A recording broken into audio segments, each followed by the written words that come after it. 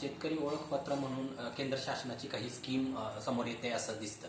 यामध्ये बऱ्याचशा गोष्टी जोडल्या जातील असं असं समोर येत आहे.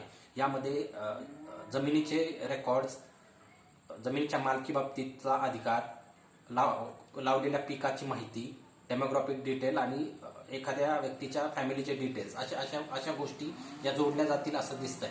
परंतु रूट लेवलला काही प्रकारचं काम केलं गेलंय असं दिसत नाही. बजेटरी आउटले खूप कमी आहे, ज्यामुळं ही स्कीम पुढं जाईल की नाही याच्यामध्ये साशंकता आहे.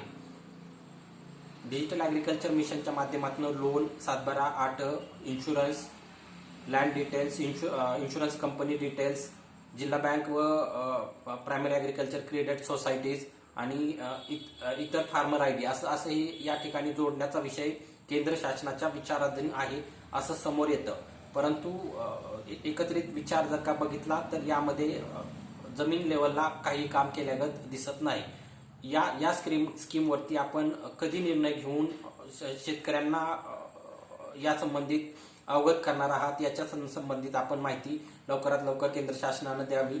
या संबंधितला RTI देखील मी फाईल केलाय, परंतु कॅबिनेट सेक्रेटरीनं कुठल्याही प्रकारचं उत्तर त्या RTIला दिलं नाही असंही त्यामधून समोर येतं.